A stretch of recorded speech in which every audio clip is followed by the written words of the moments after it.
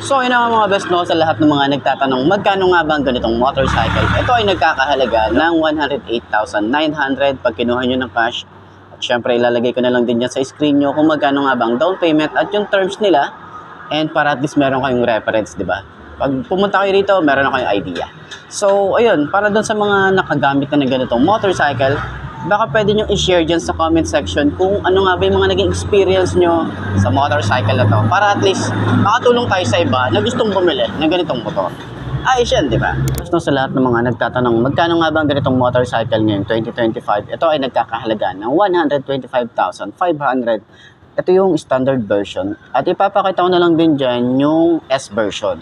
Pero sa standard version, papakita ko yung kanilang monthly and yung kanilang terms nila. So, sa tingin nyo, sulit nga ba ang presyo na ito?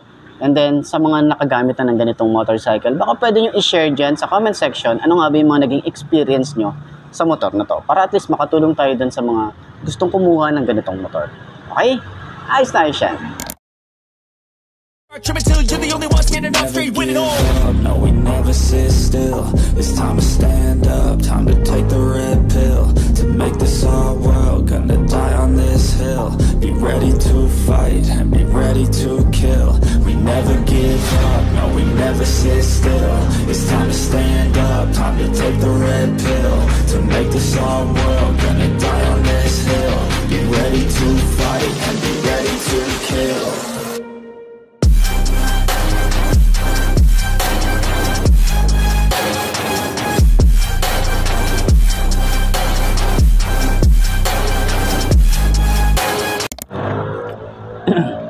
So yun na nga, ngayong 2025, mauupuan ulit natin itong motorcycle ng Griffin 180i ng Euromotor. So last time kasi, or December, nakita natin yung launching nito, pero at least ngayon, mapapakita ko sa inyo kung magkano nga ba itong presyo and kung sulit nga ba sa tingin nyo ngayong 2025. So tingnan natin.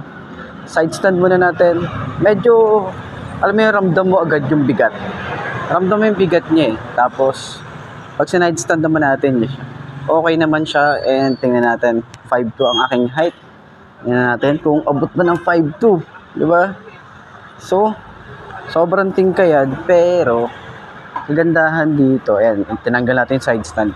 Hindi tayo buka, medyo madulas lang siya kasi nga may plastic pa, pero itsura natin dito, ayan, kaya naman, kayang i-manage, lalo sa 5'2" na kagaya natin.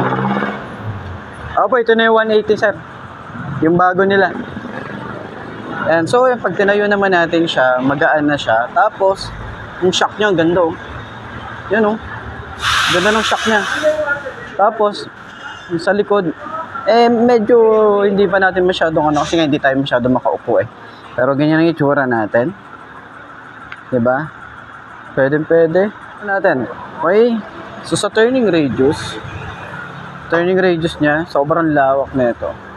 Sobrang lawak, boy. Ganda ng upuan, malambot, all goods to sa mga long ride.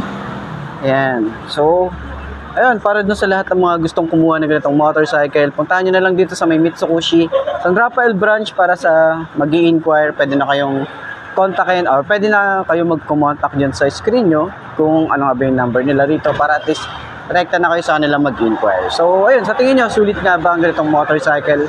Sa forma, sa lakas, at sa power na to, sa torque niya, all goods sa isang to, 180cc. Pero sa fuel consumption, tingnan natin kung ano nga ba yung fuel consumption nito, lalo sa mga nakagamit. Baka pwede nyo i-comment dyan sa comment section ano yung fuel consumption para sa inyo. Kasi depende yan sa rider kung ano nga ba yung fuel consumption niya. Depende sa bigat ng rider. Pero ayun na nga, comment nyo naman sa baba kung sulit siya. Ayos yan. Okay, center stand. Ramdam natin yung bigat, pero ayos lang. She always a day one, she got the tats done. We gon' build this all together till the world's gone. Bank account overdrawn, not a gold digger, nah. She here for all my flaws, we gon' make it to the top. She live in my section, I show she's reppin'. One look at her and you know I ain't second guessing. Never got me stressing, yeah she's a blessing. Look her body up and down, got me obsessing. I took her in some pieces. We picked them up on the weekend. Tequila, we keep on drinking till our bodies do the thinking. The mattress is always sinking, the headboard is always squeaking. She gives me all of the feelings, I think I began the healing. We're switching up our positions. So, ayun na nga, ngayong 2025, maupuan ulit natin itong Yamaha Mio Aerox 155 BPA. So, ayun, side stand muna natin. Okay? So, bulky pa rin talagang ano nito, no? Pero kapag naitayo nyo na siya, magaan siya, oh. Pero ganyan ang itsura niya kapag naka-side stand. Goods naman. Okay, so 5'2" ang aking height. Punan natin, tapos naka-regular shoes lang tayo rito. Parang feeling ko tingkayad eh. Sobrang tingkayad tayo rito. Ayan, oh. Sobrang tingkayad. Pero kapag naitayo nyo na, ayan, naitayo nyo na, so nandito tayo sa pinakadulo ng upuan. Kapag naitayo nyo naman na siya, is goods naman. Ayan, gumagaan naman na siya. Basta kailangan nag-workout tayo, is matibay yung ating braso pagdating sa mga ganitong motor na medyo may kabigatan. Diba? Lalo na kung gusto nyo ng beginner bike, eto, kailangan exercise tayo. Tapos, yung braso natin, yung paa natin, exercise natin para at least kaya nating i-handle ang ganitong mga motor. Ayan. So, sa shock din sa harap, goods. Napaka-goods na. Sa likod, hindi ko masyadong kasi hindi ako masyadong makaupo.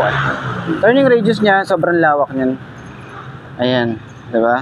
So, long ride, short ride, napaka-sulit nito. Napaka-sulit na itong motor na to.